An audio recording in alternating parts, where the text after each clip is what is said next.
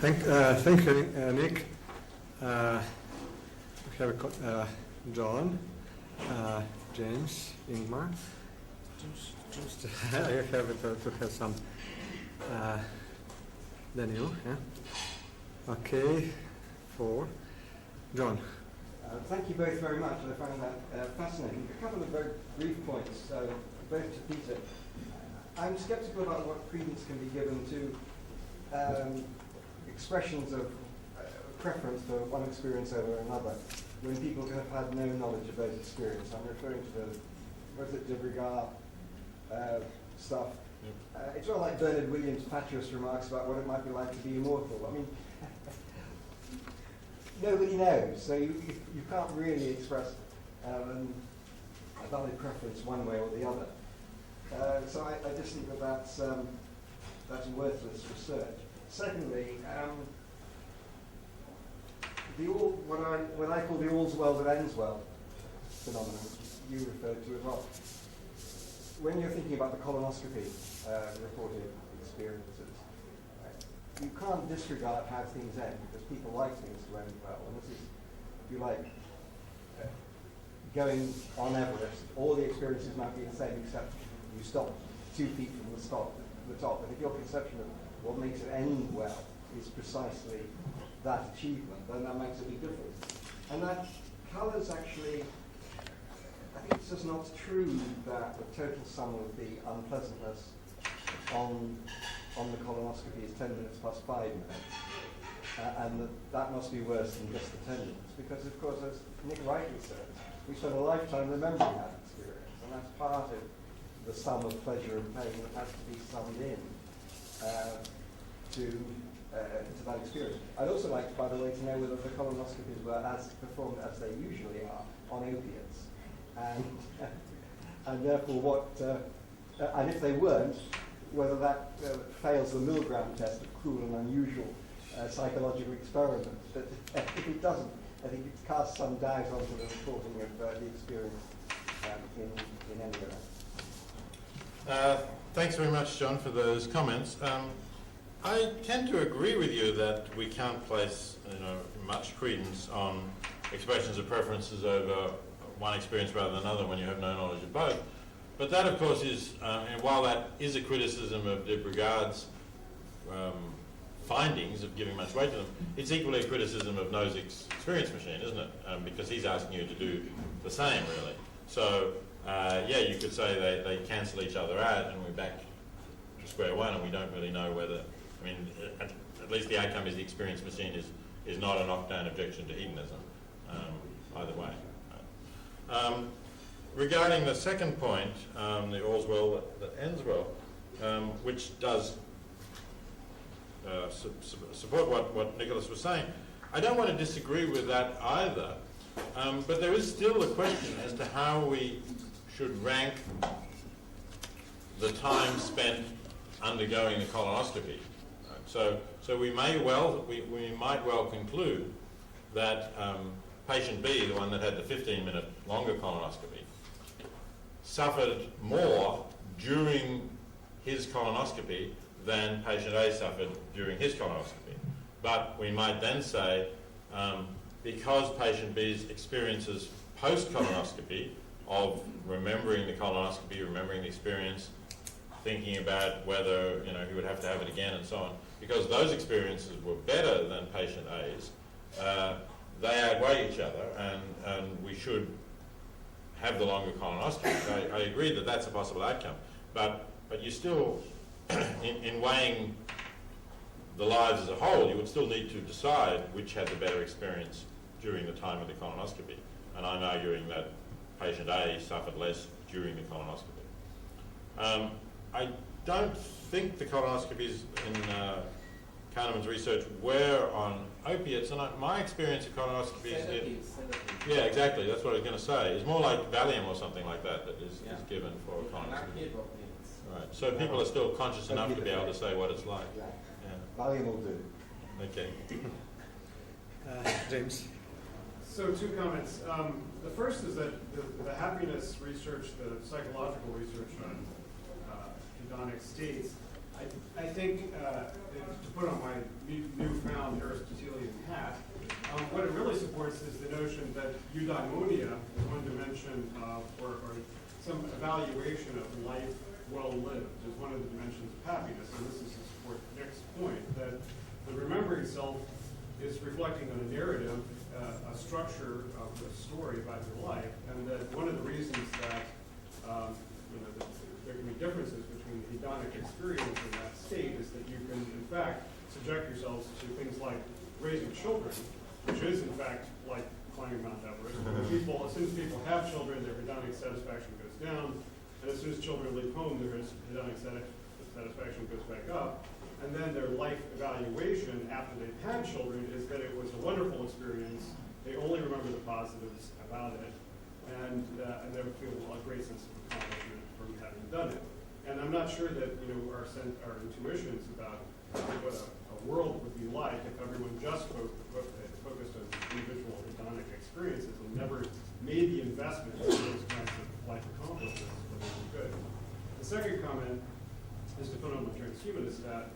To say your pessimism about the experience machine, I think, is A, probably historically going to turn out to be wrong, but B, very proximately, I think we're going to have powerful mood-altering drugs, which are going to be more effective than methamphetamine and opiates have been at permanently changing our moods. And so, just if we play out that scenario that we're going to have those kinds of drugs, what kind of a world would it be in which, and what kind of consequentialist conclusions could you draw to say that you would want to live in a world in which everyone just jacks up their pleasure even though they're living under terrible conditions and eating terrible food and whatever else, other things.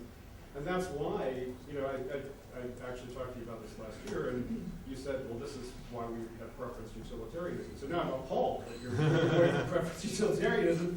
And it's one of the reasons why I've been attracted to Sen and Nussbaum's capabilities consequences as an alternative. So just in support of your view in terms of that, and to challenge this notion of moving back towards economic consequences. Okay, thank you. So on the first point,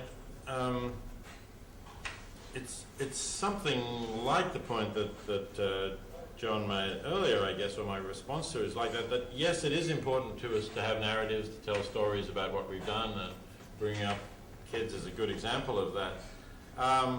And it is hard to imagine that disappearing, and I'm not suggesting that it should disappear, because that contributes to our hedonic states at the times of recalling, as Nicholas was saying with the Everest story. Could we move away from that and simply have hedonism without the narrative, without the eudaimonia kind of aspect of it? I don't know. At the moment, it would be a pretty drastic transformation of our nature. Maybe. That's worth thinking about, and I'll just like to sort of take that as something to think about more.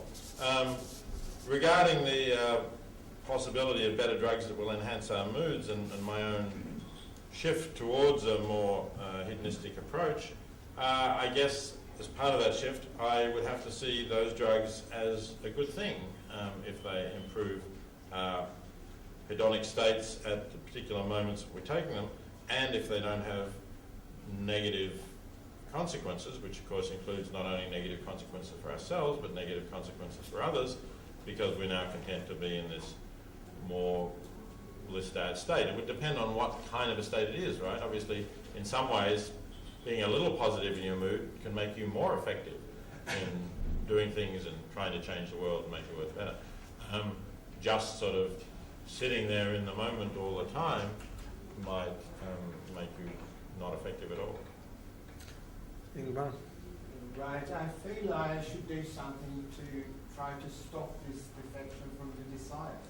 Peter said he was inclined to abandon, and then Nick said the same.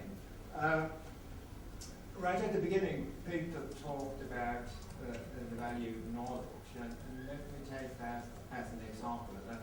And the sort of theory I would like to consider is that something has intrinsic value for you, if and only if you have an intrinsic desire for something. Now, the first example I would give is autobiographical.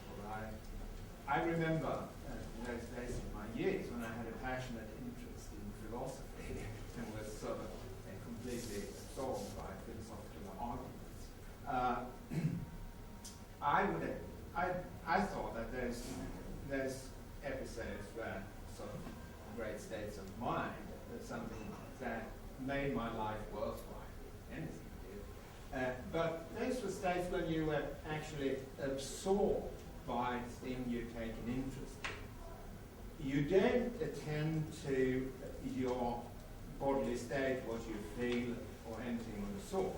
I mean, you tend to forget about your body. So even if it were the case that I did feel some sort of satisfaction because my desire was satisfied, my attention wasn't at all on that. And one might imagine that I would be taking a drug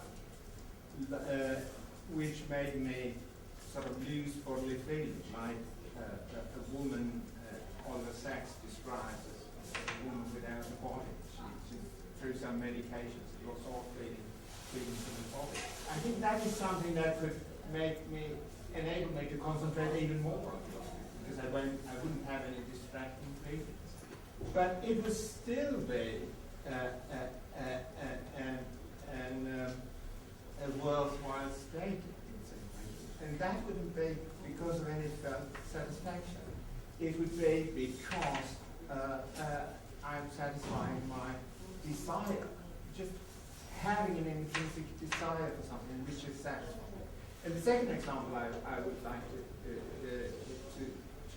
appeal to demonstrate the same sort of thing is that consider somebody who has a dominant desire to, say, prove a certain mathematical theory or hypothesis, and sort of dies in a state of happiness because he thinks he has succeeded in proving that theory.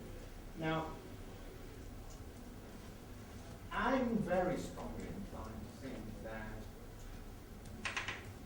the life of that person has been better for that person if that belief isn't mistaken, and if his pleasure, happiness, isn't a false one. And he actually did succeed in proving this sort of thing.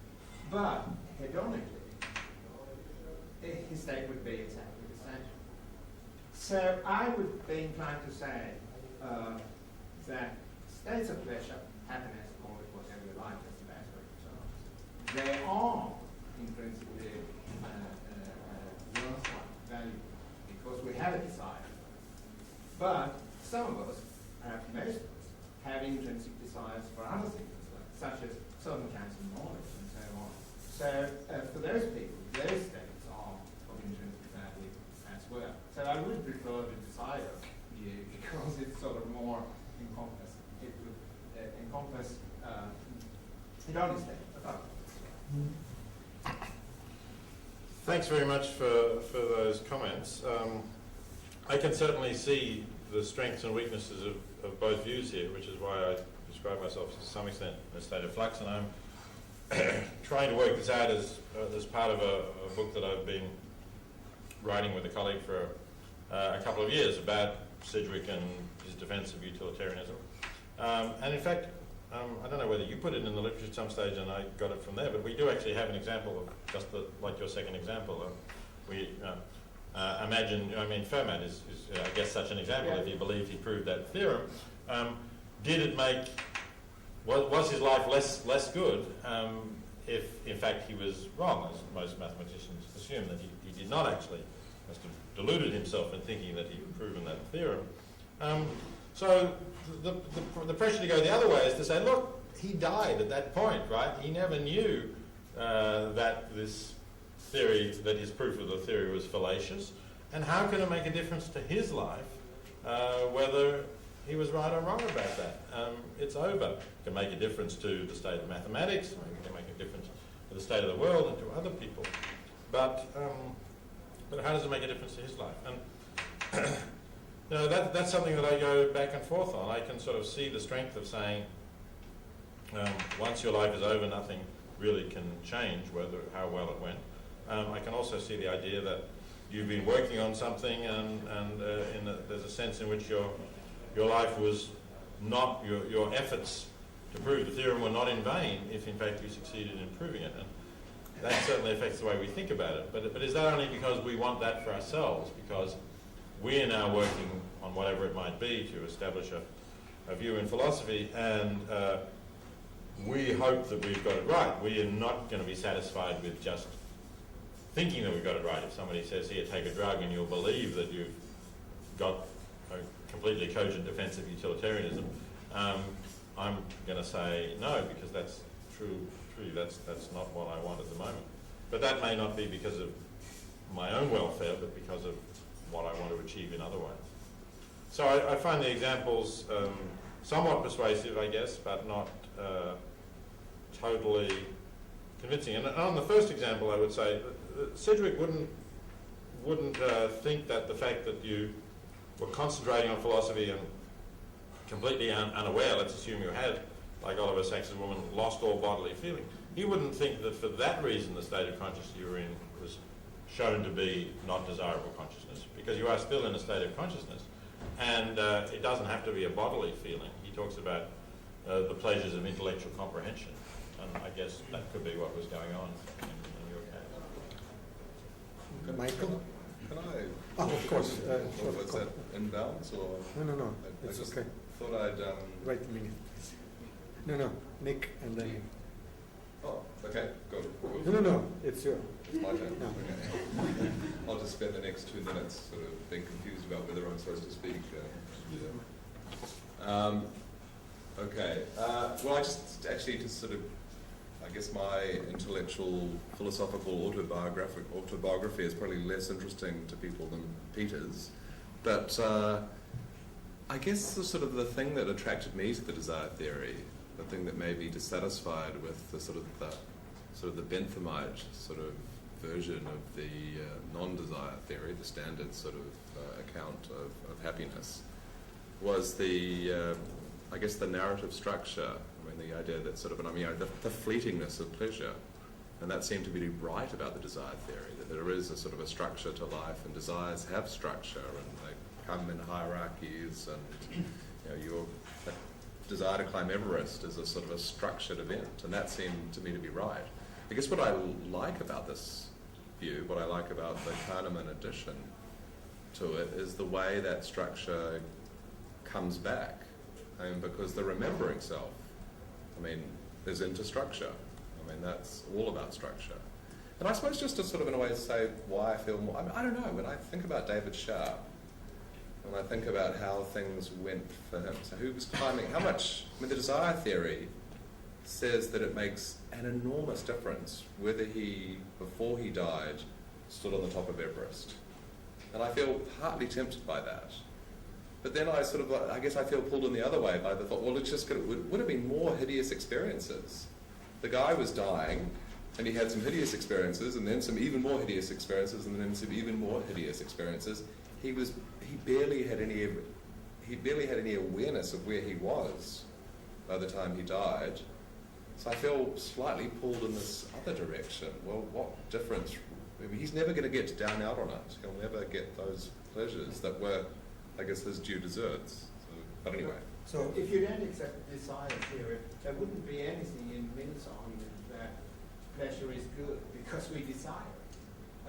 Because that isn't applied to the desire theory. Yeah, I don't think there is anything in that argument of You Mill. don't think there's anything? Not in Mill's argument there, no. I think that's a fallacious argument. Nothing. Not a deductive. Okay, Michael. It seems to me that the main lesson to take from this Kahneman and even the Sharp story is to really to doubt the utilitarian assumption that you can sum up experiences that the cumulative assumption is true. And what you say, I think, Singer has a problem with the question of akrasia. If you go to this, I can't control myself and have this ice cream, and then I regret and ask what this, I wanted to observe the guy, but then I have the ice cream. So there's raises the question that Donald Davidson asked, well, maybe, you know, the enjoyment of the ice cream is more important than being healthy and slim. Who could tell where failure of the will resides? So, if you accept Davidson's answer that it comes from a higher order valuation, I mean, if I think that health and appearance is more important as a value than the joy of ice cream, you don't measure how much you enjoy ice cream and how much you enjoy your health. You might not enjoy it at all as long as you are healthy, it's taken for granted, but it's from the integrative evaluation that we retrospectively do of our life, and this colors its well-being. So in retrospect, when you ask people about the colonoscopy, they need to understand why they are doing colonoscopy. If it was a karaoke session, 4 minutes of less pleasure are important, but you don't do colonoscopy for the pleasure of the pain. So you need to know why you are there for colonoscopy and how this integrates with your life. And the added 4 minutes might be trivial as in the way that Ron described. So about Sharp, in the same way. If Sharp was not able to tell himself why he wants to be on the Everest, what's good about it for his life, for personal reason, for the achievement, for remembering, you cannot say that he has had a good life. I mean, the virtuous person should be able to give this account for himself and not just rely on the accumulation of good moments and less bad moments.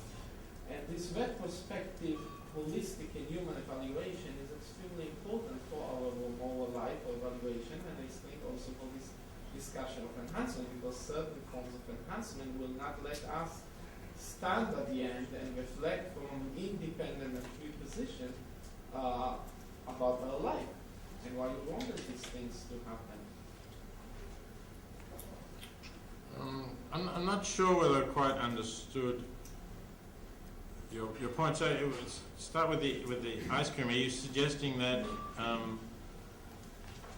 if we choose the ice cream, this shows that our values are more to have the pleasure of the ice cream now than to remain fit and trim? Or No, whatever? I ask you, you tell me, I believe, that if I want to have a diet and I nevertheless eat ice cream, there is a failure of the power of the will. Yes. Then I ask, who says? Maybe I should prefer, the enjoyment of the moment Right. without the value. Right. Well, my view is that you do have, at least in principle, an objective way of measuring whether you should or shouldn't, and that is whether the pleasure of eating the ice cream now will outweigh the unhappiness that you will have at next time you get on the scales and you see, oh, I've gained weight again, or your knowledge that you failed to stick by the standards that you set yourself for what you're going to eat or whatever else it might be. Well, and if I smoke all my life and it's an enormous pleasure, and at the end I don't get lung cancer and disease from it, then you would say the condemnation of one act relative to another value, whether you enjoy smoking or you want to avoid this, does not necessarily and most likely not come from summation of the pleasure and summation of the punishment. It comes from the judgment they made that they want to have a healthy life or not to disturb others. This seems much more intuitive and sustainable than to say, well, maybe smoking is good. I mean, maybe the mathematics of smoking all your life outweighs your particular risk for cancer, your particular risk of health. Because I think we want to have health as a value, not just as a summation of some sort of pleasure that you can put on a scale. This cumulative issue seems not to be working. No, I think that, when you make that choice about smoking, it is a matter of expected value, and of course you may have got it wrong because you don't know what your risk is. But I don't think that health is an intrinsic good, as I said right at the beginning. I think there are reasons why we want to be healthy, but they relate to something that is more intrinsic, of which happiness is a reasonable candidate. But what would make me happy, this is the point, it's my choice, whether what would make me happy is valued. It's your choice, but you might make a mistake about your choice, of course. You might decide to smoke, and you might have 20 years of enjoying smoking, and then you might bitterly regret it when you do develop lung cancer. So where's the right side? This is exactly the point, how you decide. Maybe my regret is the mistake. This is exactly the point. In your way of description, we don't know who is right. No, The I moment mean, of regret or the moment of pleasure. so I suggested that, I mean, we don't have the way of measuring it yet, but I suggested that Kahneman has the right methodology. You know, we prompt you every half hour randomly to say what sort of mood you're in, and we try to, of course in this case, we need to attribute the causes of your happiness to your decision to smoke. So, you know, we could ask you as well, not only put a number on how happy you are now, but what are you doing right now?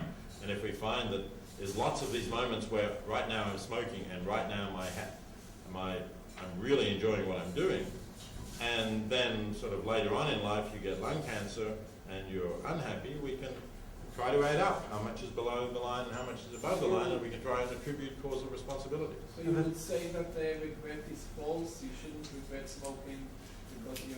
If in fact the amount, if the amount below the line, I mean, you also I guess have to consider the loss of happy years because you die at 50 rather than at 80, that's another factor that comes in. It seems that it's a matter of calculation, as it should be with instrumental values.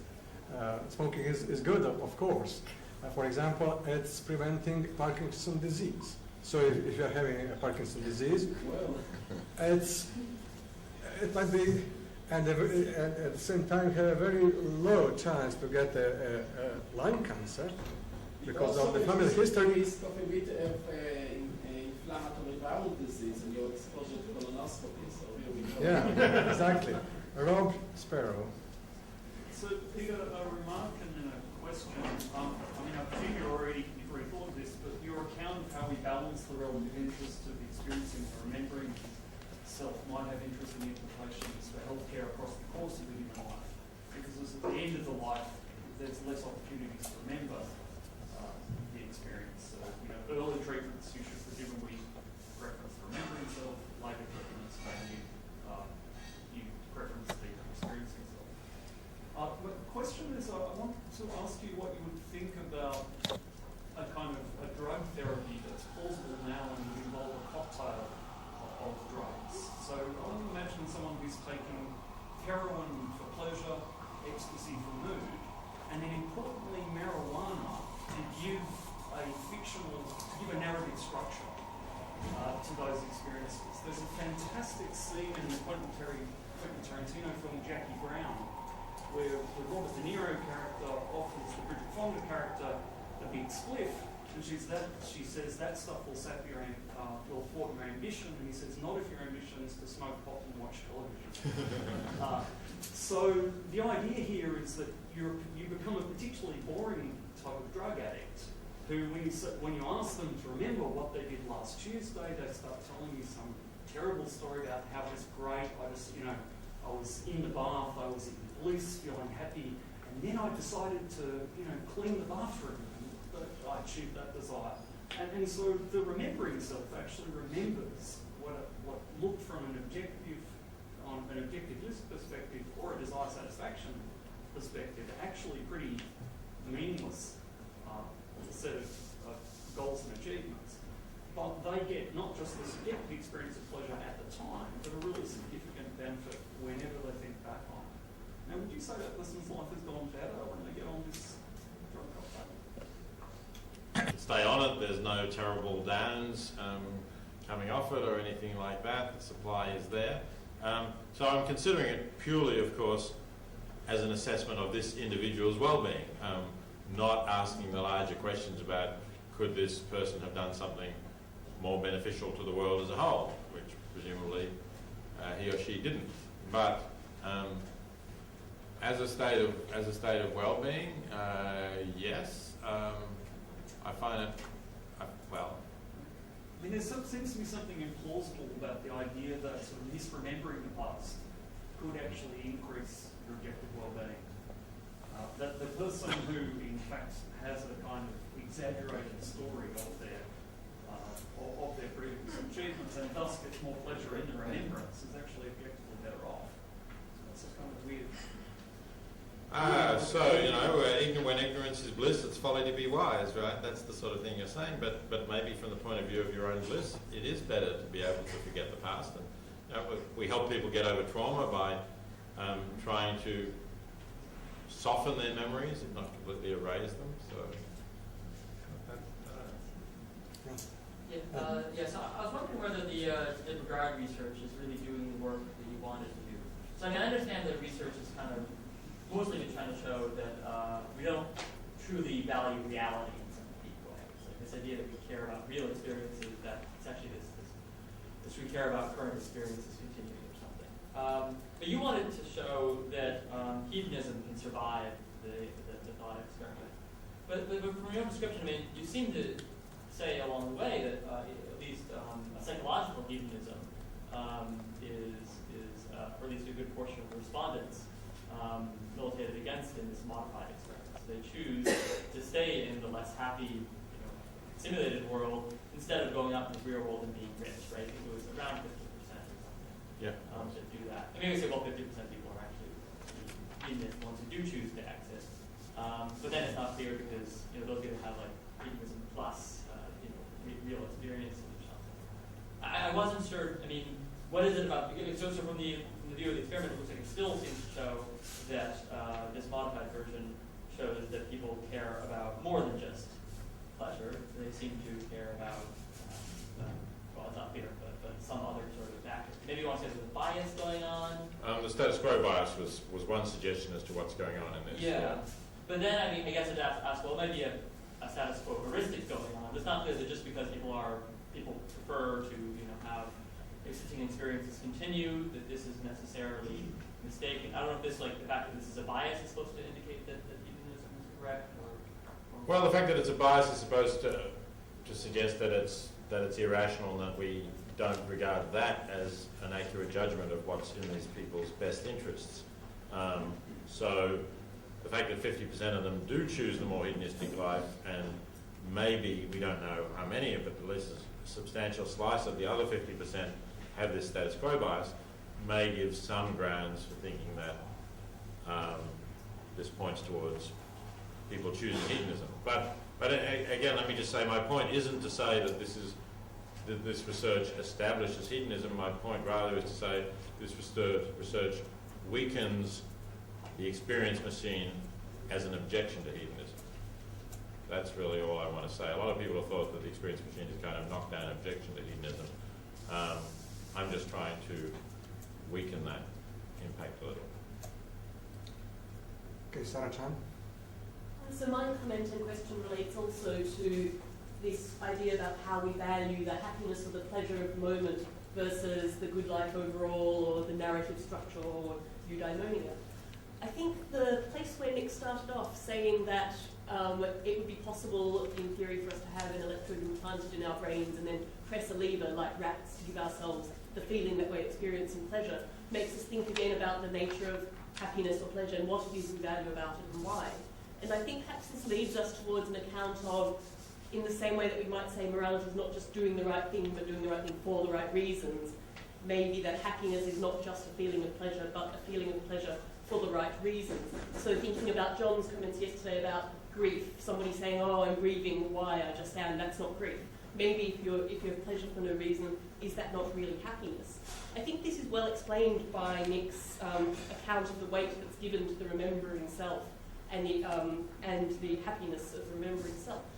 And I think we can all agree that if, as James suggested, we were all living in horrible conditions and just pressing this lever to feel pleasure, that would really not be a good world. But I think there are still two problems here. One is that preferences are subjective, so what are the right reasons to feel happy? Some things make people happy that make other people miserable. And the second problem is that our preferences, what we like, what gives us pleasure, is modifiable. We can change what we find good in life, including by conditioning through induced pleasure or pain. So imagine that you hate your job. It's a job that somebody else might love, but you happen to hate it. Should you go to work every day and just press the lever to make you feel a sensation of pleasure at something that actually you'd otherwise hate? And then what if after a year or so of doing this, you actually come to like it because you associate going to work with this pleasurable sensation that you've been inducing by pressing a button. So at the end of your life, you actually now have a job that you love even though you started off hating it. You no longer have to press the button because you like it, it gives you pleasure. Has that been a good life? And what does our answer to that tell us about ways of inducing or enhancing happiness? Now, I think your answer to Rob about the pot smoking, bathroom cleaning person suggests that would say, yes, in the individual, perhaps that has been a good life. So I wonder then what that might tell us also about the possibility of using mood enhancement or happiness enhancement to promote moral enhancement. So you said the pot smoker cleaning the bathroom has had a good life in the individual context but could have done something more worthwhile in the world overall. Ought we to condition ourselves through pressing levers or taking drugs to make morally good experiences pleasurable? Induce ourselves all to like those kinds of things and have a good life both in the individual and the wider sense? It's an interesting example. Yeah, I think I am inclined to answer it in the way that I answered Rob. That if indeed, that's the way the job is, and the only way we can enjoy it is by pressing the lever, and that makes it enjoyable for us, and the job is achieving something positive, then why not do that? Why not do that rather than go to work every day hating the job? That seems to me to be a reasonable option. Could I just follow up on that? Would it be better though, let's say your job is achieving something really worthwhile, would it be better to do that and change your preference for the job rather than find another job cleaning bathrooms? Would you actually say that that is preferable, or as long as you individually had a good life, it doesn't matter? Because it seems to me if we think that the wider context of the good you achieve in your life for others is also important, you should actively say your obligation is to take the artificial enhancer to make you love a morally better job. Because you're achieving more by the better job. Exactly. Yes, I think that is what I would say. Right. Yeah, so it's a little bit like the previous questions, but you sort of glossed over which sort of what seemed to me rather devastating problems with an attraction to hedonism. One is the sort of set point that varies from person to person, and the second is adaptation. So, there's this well-known research on paraplegics. They're, almost as happy as people who aren't paraplegic after they've accommodated to their paraplegia. On your account, there's nothing particularly wrong with their life as a paraplegic, provided that they're as happy as people who aren't paraplegics. But sort of, a rather obvious objection is that people come to desire and take pleasure in fairly worthless sorts of activities. And there's an explanation for that. Pleasure serves the function in human beings of reinforcing learning for behaviours that crudely promoted survival and reproduction, but in a very rough way. So you're famous for your defence of bestiality, and that I think the claim when if the animal enjoys it and the human enjoys it, where's the problem? And I think the problem is it's a fairly worthless activity. So sort of to build on sort of Sarah's question, you can imagine a farm with lots of sheep, and the sheep take a lot of pleasure out of having sex with him, as he does. So he spends most of his days having sex with sheep. And the sheep are very happy about this, versus another person who is neutral in his set point for happiness, has a child, raises the child's also neutral in his set point, comes to lead a rather ordinary life, but a human life, and contributes a bit. I think most people would tend to think, well, you're better off having a kid, even if the kid's not especially happy, than having sex with a lot of sheep. And the reason for that is that there's just something more worthwhile about it. So I've always been sort of struck by why you're attracted either to preference satisfaction or to hedonism, because it's a kind of a sort of naturalistic fallacy. Why would you think that that's what's valuable in human life, especially for somebody who is so keen to sort of maximise value? Why would you settle for these very crude measures of worth? Value of happiness from facts, and that's why you must seem to have gone, but that's why I said I didn't think that there was anything in Mill's argument to that effect, because that is, I think, a naturalist, does make a naturalist fallacy, as Moore argued. But, you know, it's a matter of reflecting on what's intrinsically good and trying to see what there are normative reasons for doing things for. Now, you made a number of judgments about what is and isn't a worthwhile or a worthless activity, but of course those judgments need to be defended, and I don't think we can just say, well, most people think that gaining knowledge is a worthwhile activity and having sex with animals isn't. We need to say more about that. Now, I think you probably can give an account of why having sex with humans, which is a kind of more richer, equal kind of relationship, is likely to be more rewarding than having sex with animals. I don't have any problem in endorsing that judgment.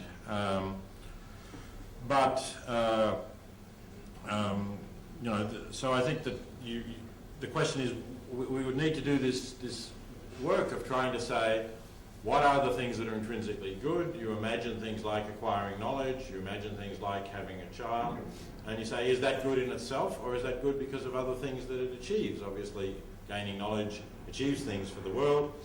Having a child and raising that child to be a good person and a happy person achieves things for the world. Entering a kind of relationship with somebody else as a partner may achieve things for that partner as well as for yourself. So there's all of these reasons, I think, that we can give as to why we value some things rather than others. But the story needs to be told. Let me just say briefly about the paraplegic issue.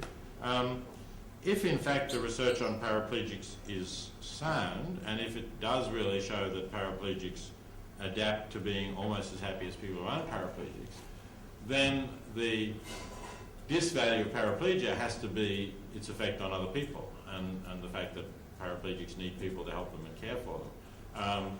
It's not going to be just in terms of the fact that they are unable to walk around themselves, if that's right. I'm not 100% sure that the research has succeeded in isolating the same point that I brought up when I talked about people's life satisfaction reports, that it may be that people adapt, so that you ask paraplegics how satisfied they are with their life, and they've adapted to a lower level of satisfaction, and they're reporting a high score within that lower framework. I mean, I'm not sure whether that's right. It could be right, it could be wrong. We need to find some way of trying to test that hypothesis, though. Okay, we don't have Peter Singer every day here, so it's more important than having food for half of an hour for a coffee, which is too much of the time. Well, that depends on the hedonism. I put my own name here, and we have some other questions later. So it's my turn. I move my name all the time. Downward. Yeah, I have two things. One is the Everest issue. Did it do it? Did it do it? The end of the experience, the end of the results. I have a colleague who had a situation with a PhD candidate having the exam on the day of his dying. He asked for the committee to come to the hospital at 2:00 p.m. To become a doctor of philosophy, and he died at 9:20, 9:30 p.m. at the same day. He died happy. He would die unhappy if the committee, for whatever reason, was not able or refused to come. So you said that. Having done it, that's what the guy on the Everest actually did. The other issue is more scholastic regarding this, the thesis that happiness is one of those intrinsic values. And at the point you said the following: it is good that we have purposes other than maximizing happiness. It's been a very puzzling sentence to me. What does it mean, other than? in that context? Does it mean that there is a relation between happiness and other purposes, which the nature or the structure of that relation is? Are those other purposes equal to happiness, or happiness is in a way more important, implying some kind of supremacy of happiness? Or, on the other hand, if happiness comes with the realization of any goal, does this phrase "other than" just disappears, making that only those other purposes remain there, and the happiness comes if those will be realized, whichever they would be. Well, thank you firstly for that interesting example, the PhD candidate. Sad example. I suppose on the hedonistic view, the good achieved by the fact that the committee did go to the hospital at 2 p.m. is that his remaining few hours were happy ones. And that's certainly good, but not a huge good because he only had a few hours. On the view that Ingmar was putting forward and the other view, it was a much greater one. It was more like Nicholas's example of if David Sharp got to the top of Mount Everest, that made his life significantly better, even if he didn't have much time to appreciate or enjoy that moment before he died.